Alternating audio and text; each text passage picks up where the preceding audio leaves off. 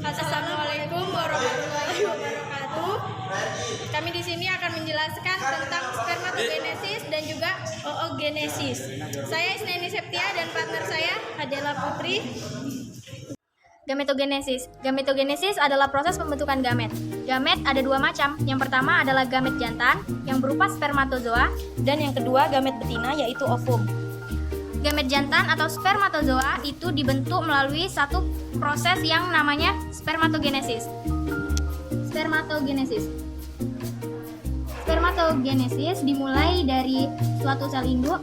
Sel induk ini disebut dengan spermatogonium atau spermatogonia.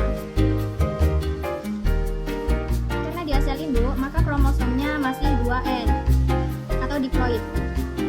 Kromosomnya diploid. Nah, selanjutnya spermatogonium ini akan melakukan suatu pembelahan yang disebut spermatosit primer. Pembelahannya adalah pembelahan mitosis. Jadi di sini terjadi pembelahan mitosis. Karena pembelahan mitosis, maka pada spermatosit primer atau spermatosit 1 ini kromosomnya masih sama, yaitu 2N.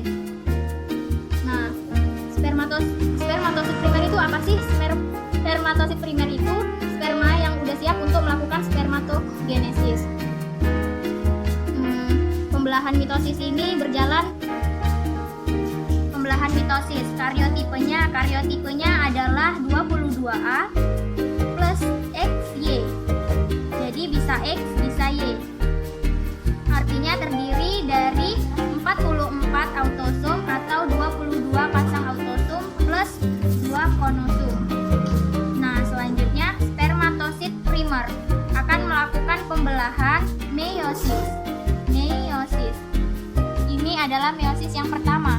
Nah, akan menghasilkan apa? Jadi akan menghasilkan spermatosit sekunder. Karena dia melakukan pembelahan meiosis, maka kromosom pada spermatositnya itu adalah haploid atau N. Jadi dari sebuah spermatosit primer yang melakukan pembelahan meiosis 1 akan menghasilkan 2 sel spermatosit sekunder yang kromosomnya adalah N. Jadi pada waktu anafase 1 akan terbentuk 2 sel semacam ini. Nah, 2 sel ini, 2 spermatosit sekunder ini akan melakukan pembelahan meiosis yang kedua. Meiosis yang kedua yang akan menghasilkan spermatid. Nah, selanjutnya spermatid ini dari 2 spermatosit akan menghasilkan masing-masing 2, sehingga menghasilkan 4 spermatid. 1, 2, 3, 4. Nah, kromosomnya bagaimana? Kromosomnya karena pembelahan meiosis, maka kromosomnya haploid atau N. Nah, selanjutnya spermatid ini akan melakukan peristiwa yang namanya defirisiensi atau pematangan. Nah, yang asalnya ini bulat, selnya bulat, kemudian selnya ini akan memampak, kemudian membentuk kepala dan disertai dengan ekor yang disebut dengan spermatozoa. Ini pematangan menghasilkan spermatozoa. Jadi kalau disimpulkan bahwa dari peristiwa spermatogenesis ini, dari spermatogonium akan dihasilkan 4 buah sel spermatozoa yang fungsional. Kalau dilihat dari tempatnya sekarang, kalau dilihat dari tempatnya spermatogonium sampai spermatosit sekunder ini terjadi di testis ya, tepatnya di tepatnya di tubulus spermi. Sementara pada spermatid menjadi spermatozoa ini itu terjadi di epididymis. Atau saluran kecil yang berkelok-kelok untuk pematangan sel sperma. Jadi begitu. Oogenesis ini terjadi pada testis dan ovum. Prosesnya dimulai dari sebuah sel oogonium. Oogonium ini sama seperti spermatogonium, yaitu berupa sel induk. Karena dia sel induk, maka kromosomnya dia 2N. Karyotipenya yaitu 22A plus XX, dan dia mengalami pembelahan setelah oogonium akan membentuk pembelahan mitosis. membentuk oosit primer melakukan pembelahan akan membentuk oosit primer. Kromosomnya oosit primer karena dia melakukan pembelahan mitosis, maka kromosomnya 2N. Nah,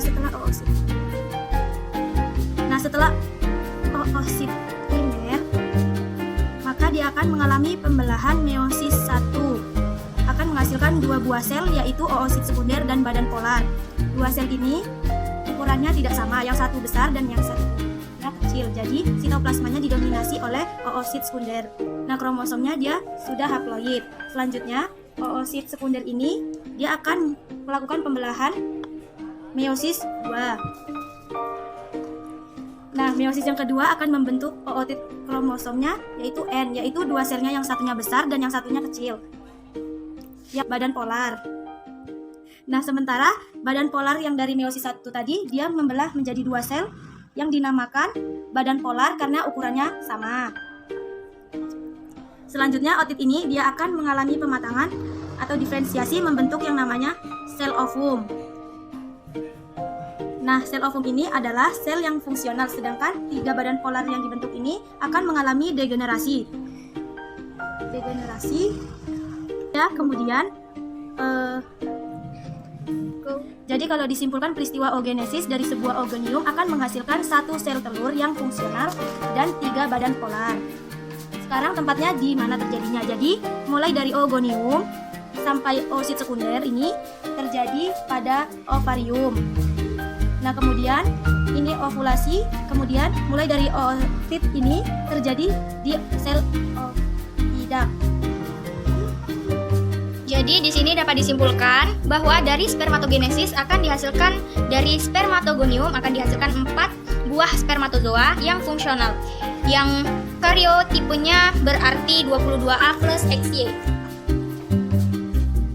Sedangkan pada oogenesis dari oogonium akan dihasilkan 2 ovum yang fungsional dan 3 badan polar dan karyotipenya ovumnya 22A plus XX.